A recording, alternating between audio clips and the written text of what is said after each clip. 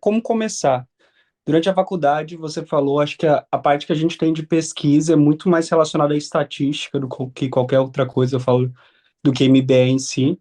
Quando a pessoa que tem um pouco mais de interesse sobre isso, sobre ciência, ela vai fazer projeto de iniciação científica, onde que ela começa com uma orientação já sobre como escrever e vai tendo orientação durante o caso, mas é muito menos sobre interpretar realmente a ciência.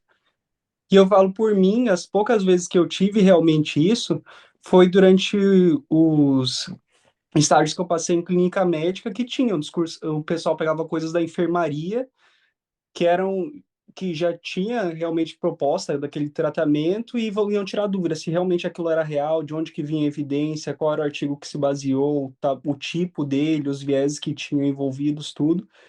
E quando passa em cardiologia também, que acho que a cardiologia é a especialidade que mais tem essa força do MBE. Então, eu já vou dar uma dica de por onde começar, que é, eu não cheguei a ler ainda, mas alguns amigos já leram, né, que é o Manual de Medicina Baseada em Evidências, né? Mas se você puder dar outras dicas para o público também, e para mim. Claro, na graduação, realmente você tem que ter muita sorte para ter uma disciplina de MBE mesmo, tá? Em geral, a enorme maioria das universidades não tem isso, né? É exatamente o que você falou, é iniciação científica, metodologia, bioestatística, né? O livro Manual de MBE pode ser um bom começo. Ele é um livro que fala sobre a cultura, foi uma palavra que eu e o Noel falamos há pouco aqui agora, sobre a filosofia, sobre pensar cientificamente, entendeu? Muito mais do que sobre estatística. Tem um capítulo lá sobre estatística, inclusive fui eu, que não sou matemático, nada disso, né? Sou médico. Inclusive fui eu que fiz questão de escrever aquele capítulo, me colocando no lugar do leitor também. Um médico que vai ler sobre estatística. Então, foi muito importante minha participação nesse capítulo. Claro, tem um matemático junto comigo, escrever um capítulo, mas eu fiz questão de estar lá também. Então, pode ser um bom começo mesmo, o manual de MBE. Mas, antes de tudo, tem que ter um spark, né? Assim, um começo de um pensamento que as coisas precisam mudar, entende? E esse pensamento que as coisas precisam mudar tem que vir de um estalo, de um empurrãozinho. Essa pessoa, esse estudante de medicina, ele tem que entender que aquilo ali não é para o mal dele, não é uma disciplina que vai só ocupar sua carga horária e atrapalhar o estudo das outras disciplinas mais importantes. Ele realmente tem que entender que ele precisa ser um cientista da sua própria profissão. Para isso acontecer, eu acho que ele tem que passar por alguma situação na vida em que vai fazer falta a ciência, entendeu?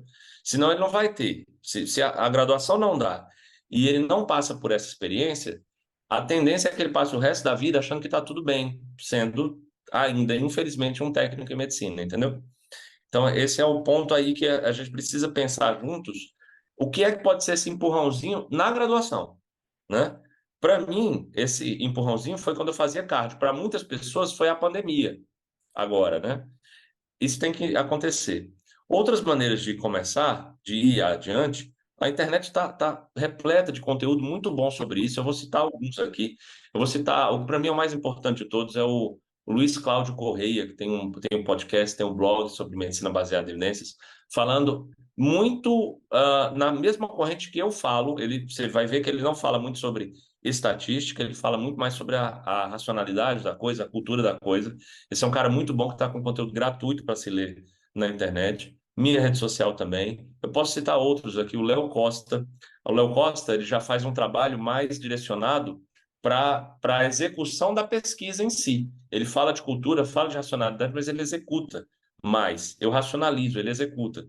É, então, ele vai te ajudar a fazer pesquisas, ele vai te ajudar a desenhar os teus projetos. Então, cada um tendo o seu nicho, né, a sua área de atuação, eu acho que a gente tem um bom complemento que no Brasil está funcionando muito bem. Então, eu vejo essas vozes aqui, claro, tem muito mais, a gente pode citar aqui, mas essas vozes têm até conteúdo gratuito, como eu já falei, né? Então, eh, se você, como estudante de medicina, conseguir me dizer qual é esse empurrãozinho que o estudante tem que ter, eu ficaria feliz em saber, porque eu acho que a gente tem que dar esse empurrãozinho nos alunos, entendeu? Porque conteúdo tem, tá de graça. E quando não é de graça, não é caro. O manual de MBA é R$ 100, entende? Então, tá aí o conteúdo, mas a gente tem que querer consumi-lo, né? Sim, muito legal.